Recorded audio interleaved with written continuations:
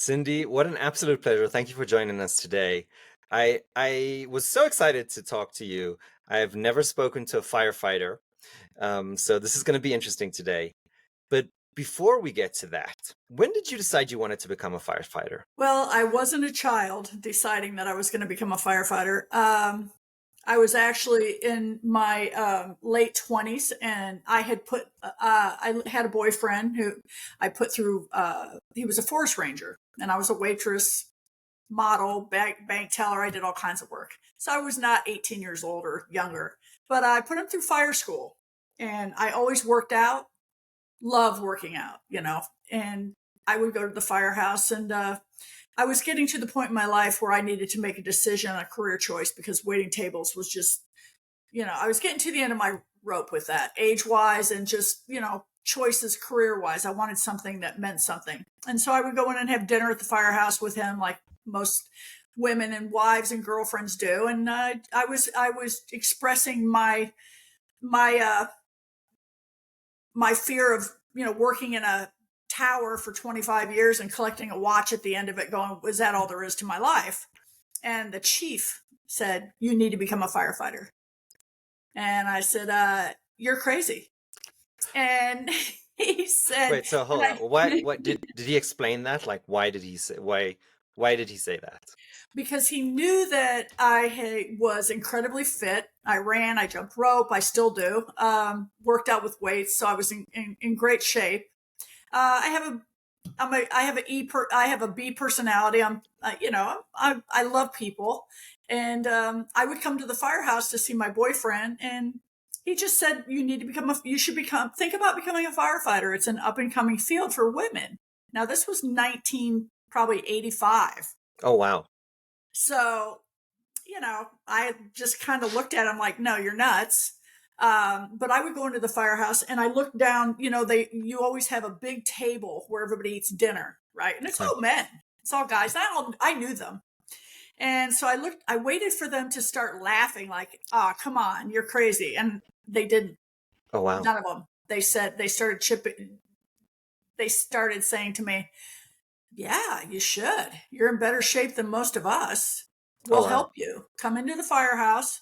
We'll teach you, the basics that'll give you an edge on when you have to go to the fire academy in Florida and get your Mm, state of Florida fire certificate before you're eligible to start applying to different fire departments. mm. And so it's a process. And so I said, well, thanks, but no thanks. And as fate would have it, the boyfriend and I had lived together a long time. I was 17 years old, started living with him, and our choices of what we wanted out of life started to part. And so we broke up, and I'm in the unemployment office, which I never was. I was raised to get a job, always have a job. I was not raised to get unemployment. And so I went in the unemployment line. I'm standing there. I look over and I see a sign that said, if you are an American Indian, call this number. A backstory to that is my great grandfather was a full blooded Mohawk Indian. And my mother had given me a note many years ago that said he couldn't read or write, but he had to go before a judge and sign an X. Mm. And his mom died. He was raised by his father. She died when he was a child. He was born on the banks of the Sandusky River. And yes, he's full blooded. So my mother said, you might need this one day. And I said, no, probably not. And I put it in a drawer. And I was raised. I was born in a northern Ohio town, and it was not a good thing to be an Indian. It was very prejudicial. But then I was raised from the age of 11 on. 13, my sister became my older sister became my legal guardian in Florida, and so then I was raised in Florida. So that's the backstory of that. So long story short, I thought, what the heck? I went and I dug that paper out of my drawer in the closet. I went and I met with a career counselor for the Seminole Indian organization, showed her the letter, said, I want to become a firefighter, but I don't have the money. I didn't have two nickels to rub together. It cost $100, and I didn't have $100. And she was she was surprised, to say the least, that here's this young woman that said, I want to be a firefighter, but I don't have the money. Showed her the letter, and they helped me financially. I went and signed up for the fire academy, and I never looked back. I never looked back. What was the social norm at the time when, I mean, obviously, these men sitting in the firehouse were supportive, but how about family? How about friends? What was happening around you at the time when you now are coming and saying, I want to be a firefighter? For the most part, it was maybe surprise, but a lot of people were very supportive because they knew that I was in good shape and that I was smart and I really liked physical work. And they were kind of like, okay, if that's what you want to do. My parents, who were depression parents, they were both alive at the time. My dad was born in 1917 and my mother in 22. My father was the last of 19 kids, and he was a gruff mason. He was a stonemason. So when I told, he kind of brushed, he kind of said, oh, okay, okay. My mother was maybe a little afraid, but at that time I was living in Florida, and at that time I was living with my boyfriend. So I was an adult. I wasn't a child, which I'm thankful that that's the time that I wasn't. I think it would be difficult if I was 18 in a lot of ways. But I Mm.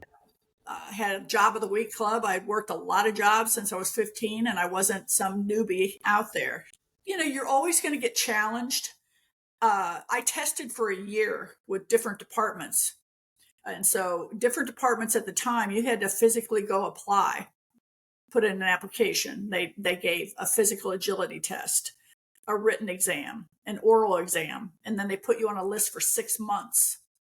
And Oh, so wow. then the process is you get called in on an interview, and how you score is where you're at on a list. Nowadays, it's a lot easier. They do a mesh test, so all these departments are doing a uh,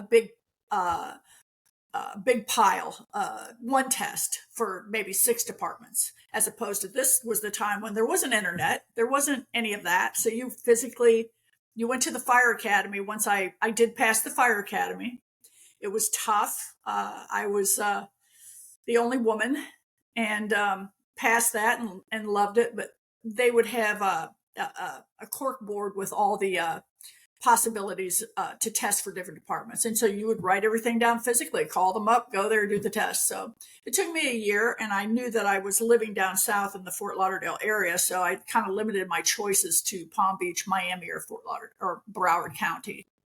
I How was tested for the fire academy itself? What was the challenges there? What was the hard parts? uh, the hard part is, I was lucky because I was physically fit, but it challenged me. It challenged me a lot more than I had ever been challenged before. Because again, you're doing things in bunker gear. You're carrying hose over your shoulder. You've got air pack on. You're doing air pack drills. You're dragging 150-pound dummies a certain amount, and you get tested on it. And if you don't pass, you don't go on. You're raising ladders by yourself, tying them off. You're learning all about the intricacies of fire behavior. And at that time, for basically first aid, you're learning just very, very basic, how to spot the signs of shock, or take an assessment on somebody, take a blood pressure. That's about it. It was very minimal at that time. It wasn't connected to rescue at that point. And so, and then there was an instructor from Ocala, where the main fire academy in Florida is, came to the satellite school fire academy. They would go throughout the state. There's multiple ones throughout the state, depending on where you live. And they test you, and you either pass or fail. And I passed. So once I got that, then the hard work really began. And again, I tested for a year, and it was tough. It was hard. I mean, you'd show up on these tests at that time where I remember Palm Beach County, they had like 500 people testing for maybe 2 spots. Oh, wow. Yeah, So it these was are sweet. all 500 people that have passed fire academy, Oh, yeah. and they're all trying to They're all basically trying to get josh for this jobs too. back then. It was really Oh, hard. And they wow. would do like a morning session and an afternoon session where they would have, a couple hundred, or they'd be testing all day, and these Oh, tests would wow. go on for 2 or 3 days, and they would pick, who passed and where they would place from then. And that was how it was back then. It was very difficult. And it just so happened that I tested for Broward County. Now, Broward County encompasses Fort Lauderdale. It goes to the Palm Beach County line, Miami line, to the beach, and to the Everglades. And so it's huge. This particular department started out in, I think, 1980 as a volunteer department. And it was just all these different volunteers. And as the area got urban, and if you've been in that area, you know how urban it is, they decided to become a professionally paid fire department. And so in the early 80s, they did. So by the time I tested, it was 1987. I got hired in June of 1987 with one other woman and 9 other men. And then they put us through what we called death camp. And if that sounds fun. Yeah, if I thought the fire academy was hard, it was kindergarten compared to this. And at this department, okay, hold on, we can't let you get away without before telling us what death camp is all about. Death camp is it's a paramilitary organization, the fire service is. And death camp is when you're training for a department that has hired you. You learn all their protocols, and you learn a lot more than the basic fire stuff. And you're tested every day, and you're running and doing push-ups, and you're carrying ladders, and you're climbing 7 flights of stairs with 100 feet of 1 3/4 fire hose over your shoulder, dropping to the ground, doing push-ups. You're doing that several times a day. Then you're picking up axes and you're chopping telephone poles. Then you're, all of those things you're learning. And then you have classrooms. So the fire academy, I started in June, and which is hot in Florida. And it just got progressively worse. Now they have a fire tower, and, they have it set up as an apartment. They have, all these mazes and things. So then you have to learn how to operate in with a hose line or without it. And it's kind of like a right-hand wall search, left-hand wall search. They teach you how to search for people in complete darkness, just feel. And those are the things that you have to learn. And they smoke it up. You can't see anything. You have an air pack on. They have holes cut in the floor, so you always learn how to, feel for things with your tools so you don't fall ththrough a floor. Oh, my Lord. And there's just all of these things, because that's what firefighting is all about. It's an inherent dangerous profession. Right. And so as that was every day. That was, every day, all day, Monday through Friday. And that was 5.5 weeks. And the ending drill was a full day. This was to see, like, if you didn't pass any of the other ones, you were out, and then there was somebody waiting in line to take your place. That's how competitive it is. Oh, wow. And so, this isn't the 500 people. This is the 10 that they took in. This 11 people that got hired with Broward County that are now going through their you're called a probie, but you're going through their 5.5 weeks of death camp, we called it. Wow. This is elite training. This is crazy. Oh, it's training. It's hard. Yeah, it's firefighting training. Sure. Sheesh. And so you're learning all the ins and outs of, again, fire behavior, extinguishers, gas leaks, rescuing people. You're taking them out of buildings on ladders. But the last evolution was the one that if you didn't pass it, you were out. And it was a full day. And it was going in through doing these different evolutions, they call them. And it ended up in the maze, which a maze is a maze, but it's zero visibility. And you had to take a hose line, and then some places that's so small, you have to learn in the dark to unbuckle your air pack harness, whip it around, still having your mask on because you're in smoke conditions, and push it through a small hole, either up, down, or in front of you. And then attach it again, and then continue on, and then look for people to be rescued. They would have at that point, there was real instructors that were victims, and you'd have to find them, and you and your partner would have to find the hose line or whatever and drag them out. But the last one was you had to find a chip, like a colored chip. You couldn't see it, but you were looking for a chip at the end of this maze, and that meant you completed the evolution and you passed. And so I did. And so it was so primitive back in the day. Again, it's before the internet or any of that. This really great, crusty old chief that we loved.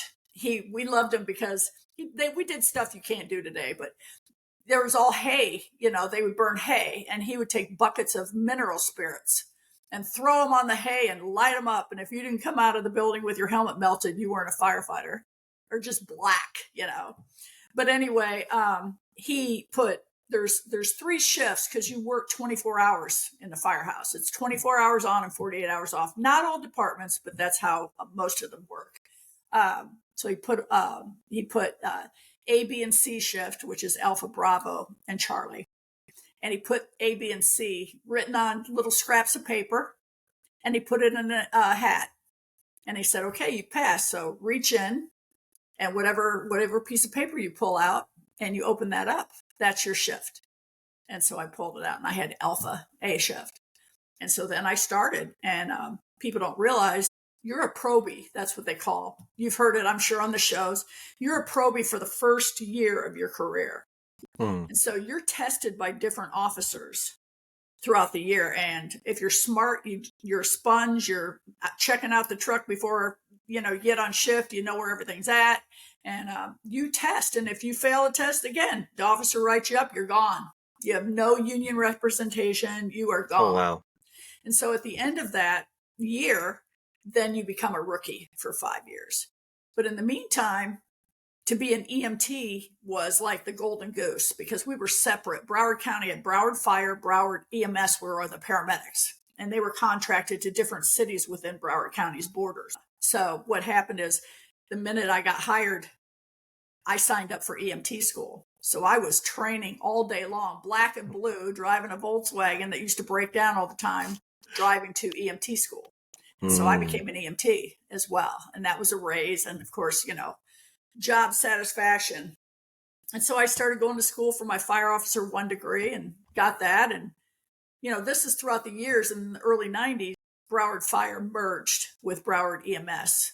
And we became a fire rescue, which is advanced life support vehicles. All the fire trucks had all the medical equipment in them. And so you had to become a paramedic to promote. And so in the meantime, I was an acting driver. I drove all the fire trucks, ladder trucks, tanker trucks. And if you weren't number 1 or 2 on the list, you weren't getting promoted. And I was never number 1 or 2, and I was also a fire lieutenant. So I would float around all over on a fire truck as a fire lieutenant. And so once we merged, I went to paramedic school 15 years into my career and became a paramedic. And then, and that is a very, very tough course. But then I was I passed the driver's test and the lieutenant's test, became a paramedic, and they said, "What do you want?" So then I became a lieutenant. And I was on a lieutenant, not only on fire trucks, I did my time on busy rescue trucks. Wow. And we had some that ran 25, 30 calls in a shift. Sheesh. There's no sleep. So that's 24 hours, 8 calls, yes. Basically. Wow. Mm-hmm. That's basically every few hours. Wow. Well, you'd never back in the station. You never see the station. Right. You just constantly. So you've gone through these 2 incredibly intensive training. Mm-hmm. I want to, with your permission, bring you back to your first real fire. What did that feel like? What did that look like? Well, my first real fire was funny, but my first serious fire was not, and I wasn't operating as a firefighter then. I was one of the very few EMTs on the fire truck, so I assisted the paramedics, which was a different story. But my first fire, it was so funny because in my book, I grew up poor. I was a hungry kid. My parents, we never had an inside bathroom, and this was when I was a little girl. We had an outhouse and a pot behind a curtain, and it's all in my book. The first fire I ever had. Let's just say the name of the book. Make sure we get it in there. Oh, okay. Sister in a Brotherhood. Sister in a Brotherhood. Yeah. Wonderful. I love that. There it is. But the first fire was my first shift, and they take you around, me and one other guy that was on my shift too that I'd gone to training with, and they take you around and introduce you to everybody. But in the meantime, the first fire that I had was in an outhouse. Somebody had set the toilet paper on fire. And it just seemed so, apropos. My first fire was, in a porta-john. I love that. And I laughed. I said, well, that's either my mother from heaven saying, "Hey, you got it, kid," or it was just funny. So I was making a bet that your first kind of call would be getting a kitten down from a tree. Is that a cliche or is that a real thing that firemen Oh do? no, that's real. Oh yeah, That's a we real got. thing. Oh sure, sure. Oh yeah, we. I rescued kitties out of trees, and ungrateful German Shepherd that got his little head stuck in a little round hole chasing a cat and couldn't get out. He was going to die. And birds and walls and anything that you could imagine. Yeah, yeah. They call people call 911, and For then any we show reason, up. yeah. Yeah, sure. So I appreciate that. Let's go to the first serious fire. The serious fire, and again, I was on a fire truck and we got called into a fire, and I was an EMT at that time, which was the Golden Goose. It was early in my career, and it was a independent adult living facility in the ghetto. And I guess somebody had been smoking or whatever, and you go into these places and all the little rooms everywhere. Anyway, they called our engine in, and all I could see was just all these multiple you know lights from all the different engines and different units that were there before us, and all the different hose lines and everything. And I saw my lieutenant instructed me as the EMT on the truck to assist the two paramedics. Now there were bodies laid out, and they're trying to intubate them, and they're just they I was assisting them. And so my first taste was, it was 11 people that died. There were 11 people, yeah, that I think ended up dying. It was so long ago, I'd have to really do my research, but they would bring them out, and I would be in charge of helping the paramedics. And at that time, as an EMT, I would take their vitals, and I'll never forget. The lady I had, her skin was burned and it was falling off, and she was clearly in severe shock, and just saying what happened, and you're trying to comfort them. And then the two female paramedics, who I respect and love to death enormously, taught me so much. They treated me with respect and taught me so many things, and they were excellent paramedics. And they're intubating people just down the line, one by one by one, and we're transporting these people to the hospital. It was a really bad fire. It ended up being one of the worst for boarding, basically adult living facilities in that area at the time. Yeah, and you go to that job and you learn that you have to put your emotions aside, because you're there to help people in whatever capacity, either as a firefighter going in with a hose or not, and or the medical side afterward. Because again, we became both, down the line. But at that time, I was an EMT, which was kind of rare actually at the time. So it's I don't know if I would call this funny or not, but as you're telling that story, I suddenly remembered I was actually in a fire. Our building burnt down, and I didn't even remember that. So I didn't even remember that that happened to me. But as you're sharing this, everything just suddenly came back to me. Hmm. I was very young. I was maybe 8 or 9. It Oh, was a building, and it was an electrical fire. Some idiot threw a water on an electrical fire, hmm. and I don't know if I was there seeing this or this is what my parents told me. It's kind of Hmm. coming back to me now, but my dad was there and he was like shouting as he saw the water being thrown on it not to do that, and Right. then the whole thing just went south. I can't Wow. remember all the details, but it's just everything just came back to me in 1 second. Sure. Sure. Um, It's I remember horrific. there was Fires are something with horrific. yes, some people tried to go in the lift and there was a lot of shouting, don't go in the lift, and it's just a whole mess. Yes. You have, I mean, this is horrific, but you have, I'm going to call them casualties Mhm. lying on the Sure. floor. Yes. How do you, who do you treat first? Well, you have protocols and triage, and you do different. You assess them. You obviously take them if they're in a fire situation. You obviously take them outside. And at that time, that I wasn't a paramedic when I first started, and so they were taken to the rescue for the paramedics. But you did CPR on them. You could do whatever you could as an EMT, and that was early in my career. That's how it works when you're fire rescue, and you have victims, patients. That's what happens. You take them out and assess them, or if it's not a fire, you do what you do inside wherever you find them, a store or a restaurant or their home, or it could be anywhere where people call Yeah. 911 for an emergency situation, and you assess them. And again, as a paramedic, you intubate people, you start IVs, you administer drugs, you do all of those things. quite extensive things on a an emergency basis. And so So, that's why training is so training and working busy houses and working with wonderful people who have been around who some of them went on to become doctors. And, hmm, I was smart enough to learn from them and continue my training. And always, I love the busy stations for that because that's how you got your chops, you got your confidence. Just like fires, I tell people, you're lucky if, your first fire, is a pot on the stove. And then maybe the next fire is a mattress. And maybe the next fire is the cabinets, it's extended in the cabinets. If you're lucky enough, but you learn from every experience, you talk about it, you train, and so that's how firefighters work. You're constantly going to school, you're constantly training. We would go to the hospitals and have go to seminars from doctors. So I mean, it's constant, and people think that. I used to say people would say, "Oh, you guys are playing checkers at the firehouse." I'm like, not really.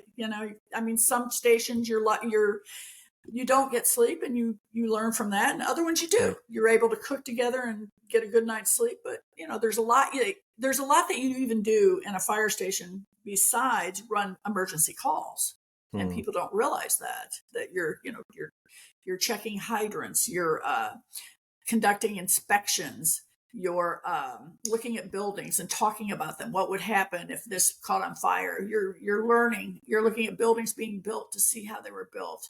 Um, there's career days. You go to the schools. You go to the nursing homes. So there's lots and lots of things that you do besides just running the calls. But I loved it. I loved all of it. I really, really loved it. who is this more of a police area, the kind of forensic aspect of what caused the fire? Who gets to that kind of role?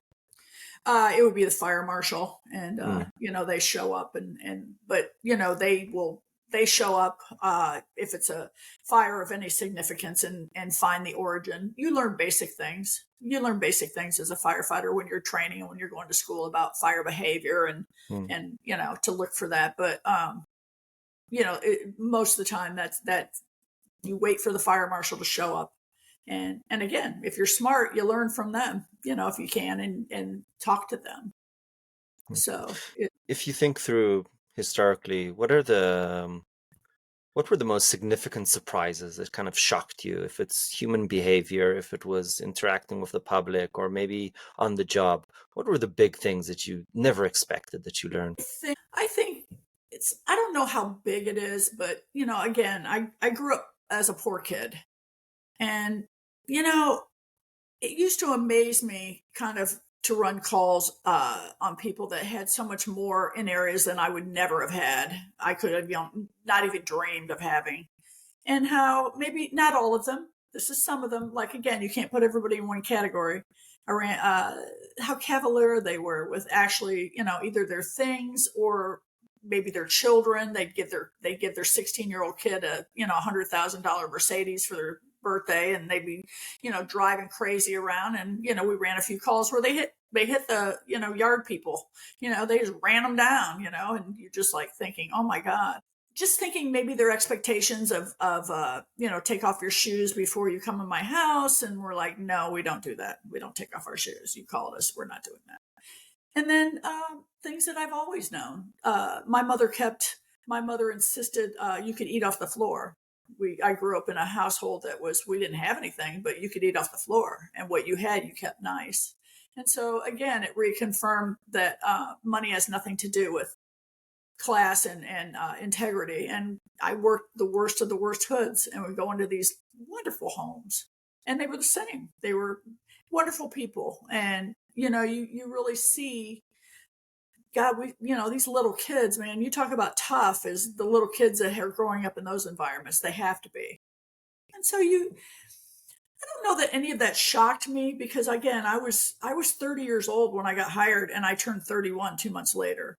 And thank God I had, because I had been through a lot of life experiences. I was out on my own at 16 years old. I started living with my boyfriend, who was, at the time I lived with him 12 years. I was 17. So and I was, like I said, I was a bank teller, a waitress, a model, a secretary. I had dealt with lots of different situations in my life prior to the fire service. So I think that I had a pretty good head on my shoulders to deal with a lot of things. I was I managed a consulting group and I traveled all over the world, and I found that I was in the middle of the Amazonas forest in Brazil, and I met this guy, and I felt so connected to him, and I felt like he was more similar to me than my neighbors here in the United States. And that struck me as so surprising because, I thought, well, I would have more in common in my worldly views with somebody who lived next to me, looks like me, was, had the same education as me. Mhm. And that just struck me that, people are people everywhere. Right. Doesn't Right. matter where you were born. It doesn't Hmm. matter how much money you have. Doesn't matter the color of your skin. Yep. Um, and he is one of my closest friends today. Wow. And that it was just, and we think about poor here in the States. Yeah. Poor in Oh, the Amazonas forest is a whole different yeah. level of It's a poor. whole different level when you go to other countries and you see poor. Yeah, it's a It's whole it's different level. It really the is. Yeah, and and there isn't this anybody to help you. You're on your no, no. I There's mean, nobody. and there's just the horrific things that happen there, and what happens Yeah, in the streets, and it's just a whole different level that gives you really perspective. Um, gives you perspective because I think the basics is wherever you're from, people want generally the same thing. right, They want to be able to fulfill their needs as far as food and shelter. They love their children that's in right, there just as much as anybody else loves their children. They love their family. They want to take care of their family. They want to take care of themselves, and they that's want right, opportunity. They want opportunity. that's right. Most people do want to do something. And so I think that's the commonality of being a human. And that's what I say to people. I am very, very lucky that I grew up in a house that, my mom and dad were both, poor, but my mother would say, you, there are a lot of people out there that are a lot worse off than we are. That's And true. my mother would, she would make like biscuits and water gravy and set a little tray out on our back porch they called them hobos back in the day. And she said that this is for them. I love But I've always had that in my heart that I really try. I really believe in helping people. I know it sounds kind of, panty Annie or whatever, but, I also am very aware of, the people out there that are users and abusers and, that sort of thing. But I have a very positive attitude with people. And that's kind of the way I love my career. There's some people you're going to help and other ones you're just not. I appreciate that. You decided to write a book, and we mentioned the book already, but why did you want to write a book? What brought that on? Well, again, it goes back to my childhood. I started reading when I was 4. Again, I grew up in a household where, I mean, we didn't have Christmas presents one year. I always say, I think subconsciously what happened to me is we had no presents for Christmas one year. So the firefighters came to our house to give us presents. And I Oh was wow, 6 years old and my brother was 12 and a half. And they came to our home and I got my first doll, a Chatty that's Cathy amazing. doll. And my brother, he was 6'8" and not then, but he grew to be 6'8", big, tall, skinny guy. And That's a he big got a guy. bowling set. And I would say, well, maybe that's where I got that from. I don't know. But anyway, books and reading, and I used to write poems and all kinds of things, but that was my escape. I Mm, felt like you ever see the cartoon like Aladdin where he's on a magic carpet and then, he's looking down at everything and different possibilities. And that's how I felt as a child reading books. I was a voracious reader and I started writing. And so what happened is it's kind of a funny thing is when I got in the fire service, people would ask me all the time because I was one of two females. There were no males and they would always curious. And so, and then things would bother me and I always got things out by writing. So I would keep a pad of paper and a pen by my bunk bed and I would write calls down. And what really sparked it, which is kind of funny, is we went to college to get our fire officer one, our associate's degree in fire science, and English composition was one of them. And I laughed because I met my husband on the job. So we went to school together. And he comes from a very academic background. Father had his doctorate in Berkeley, mother went to Stanford, uncle taught at Harvard, that sort of thing. So, but he hates writing. He can't spell. I mean, you ask him math, physics, history, he's a whiz. Don't ask him to spell anything. I excelled at it. And so what happened is they had us write a composition for English comp, and I was just like, oh man, it just woke something up in me, in my brain. And I just wrote it and I got an A+, and the teacher was like, oh my God. The professor actually was like, oh my God. And of course that sparked it. And I actually had that story in the book that I wrote about my mother. And so what happened is, as retirement loomed, and I just always, I thought, why not? I love to write, and all the reports that I used to write medically and for fires, particularly medically, people would say you're the most descriptive writer. We don't even have to see the patient. I never Oh had wow. anybody come back to me and question my medical, what happened on either a fire or a medical call, because I'm very descriptive. I want you to be able to see who I'm talking about when you're reading about it.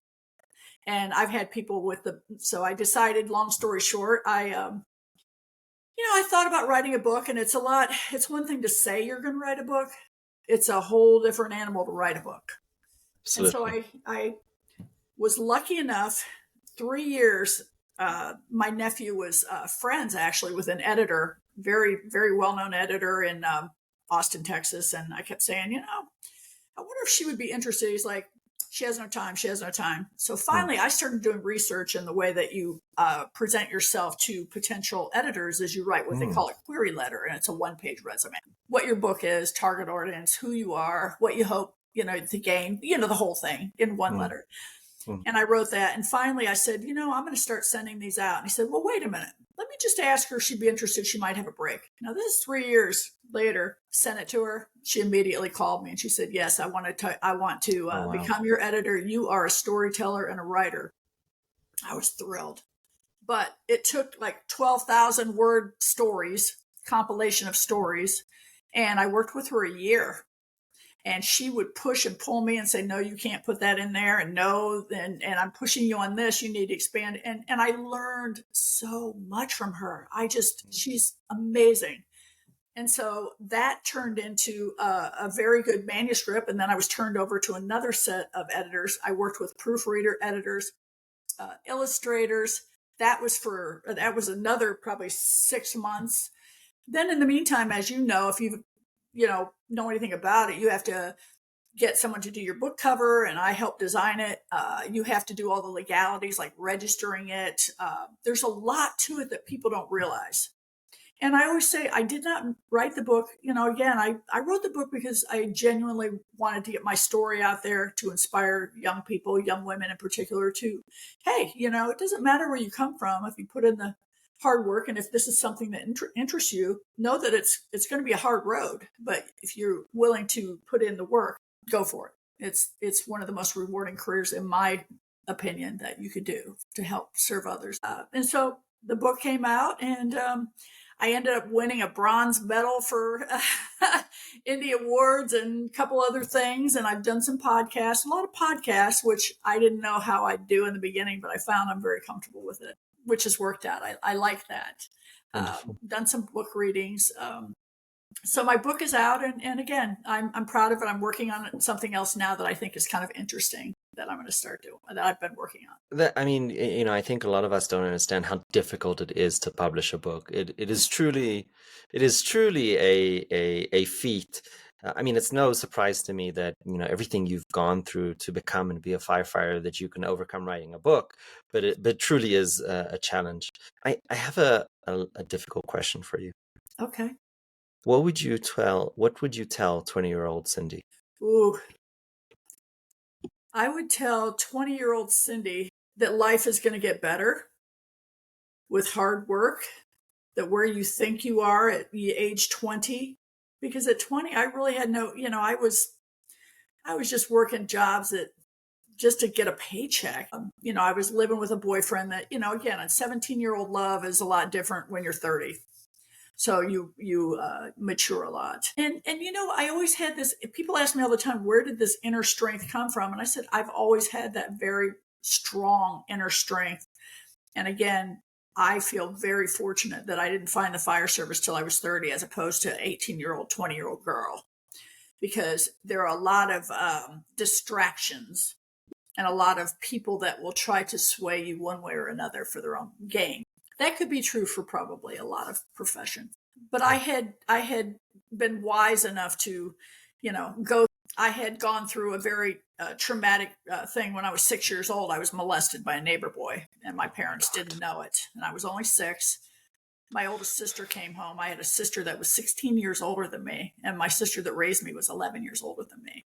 So the 16-year-old came home. And at that time, this is how poor we were. You know, the silver buckets that you feed your animals in, you fill up with water.